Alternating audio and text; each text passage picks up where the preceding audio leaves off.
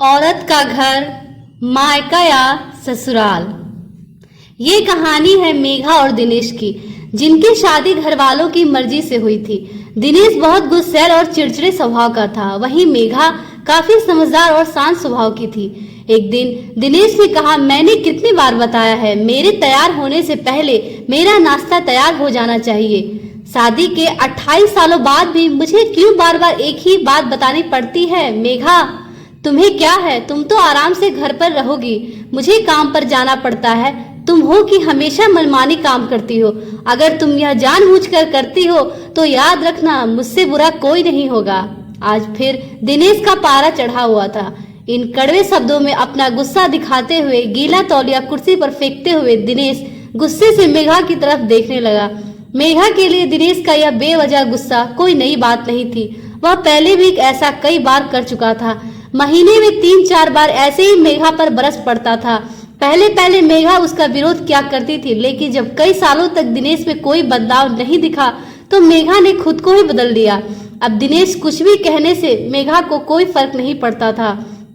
दिनेश की हर बात वो चुपचाप आराम से सर झुकाए सुन लेती थी। शादी के 4 साल तक मेघा ने पूरी कोशिश की थी कि दिनेश को बदला जाए, लेकिन बेवजह गुस्सा करना और बाद में मेघा को भला बुरा कहना मानो जैसे उसकी आदत बन गई थी।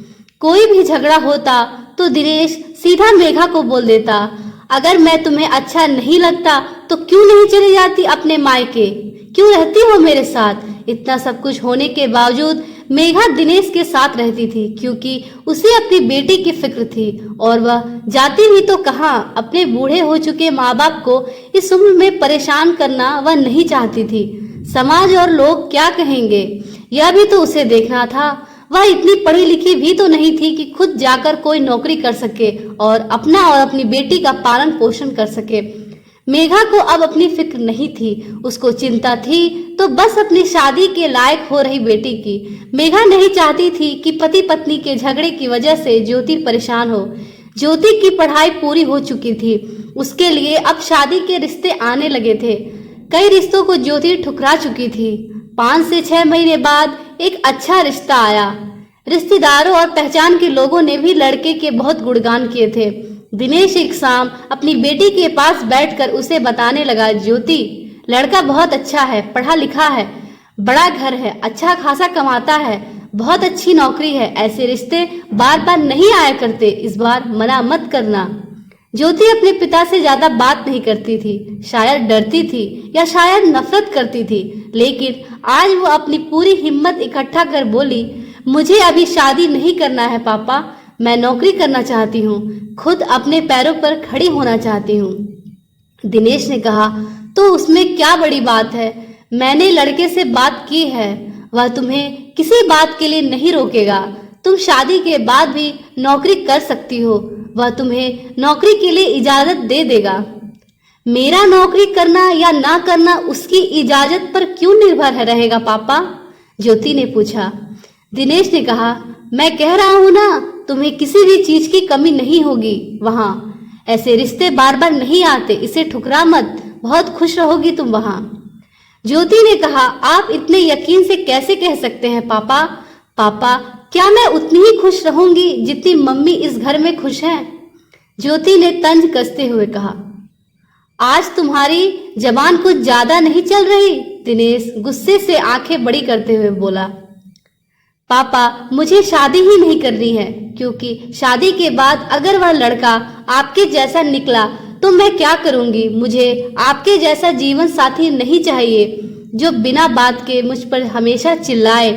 मुझे कुछ भी अपनी पसंद का लेना हो तो 50 बार सोचना पड़े, कहीं वह नाराज ना हो जाए।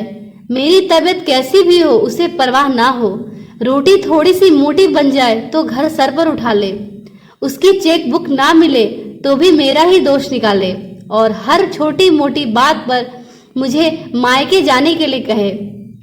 ज्योति ने अपना दिल हल्का करते हुए पापा से सब कह दिया।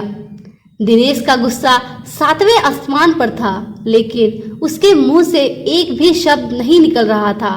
वो ज्योति की बातें सुन रहा था। ज्योति उतना ही बोलकर चुप नहीं हुई। आज पहली बार वह अपने पापा के सामने इतना कुछ बोल रही थी। पापा, आपने माँ के साथ हमेशा गलत व्यवहार किया है। आप अपने ऑफिस का गुस्सा बिना सोचे समझे माँ पर उतार देते हैं। कभी इस बात की परवाह भी नहीं करते कि उन्हें कैसा लगता होगा। आपकी बातें सुन सुन माँ ने अपना स्वाभिमान खो दिया। दिनेश आज पहली बार अपने किए बर्तावों को महसूस कर पा रहा था। उसने सिर्फ इतना ही कहा कि जो तुम्हारा मन है वो करो, मैं तो बहुत बुरा हूं ना। ज्योति ने दिनेश का हाथ पकड़ा और बोली, पापा, मुझे सिर्फ एक सवाल का जवाब दे दो। क्या आप चाहेंगे कि मेरा पति आपके जैसा हो? अगर आपका जवाब हाँ है तो कर दीजिए मेरा रिश्ता आज ही, और अगर आपकी ना है तो मुझे आत्मनिर्भर बनने दीजिए। दिनेश कुछ भी ना बोल पाया और वहां से चुपचाप बाहर चला गया। आज उसे मेघा के सामने जाने में शर्म आ रही थी। चलते चलते उसकी आंखों से आंसू बह रहे थे। दिनेश ने आज से अपने आप को बदलने का निश्चय किया। अगले दिन से मेघा ने अपने पति में काफी बदलाव देखा। वह सोचने लगी कि जो हिम्मत ज्योति ने दिखाई है, वह हिम्मत अगर मैं पहले ही दिखा देती तो शायद आज परिस्थिति कुछ और होती। अब ज्योति पढ़ लिख कर अच्छी नौकरी करने लगी थी और 2 साल बाद उसके लिए एक अच्छा रिश्ता आया।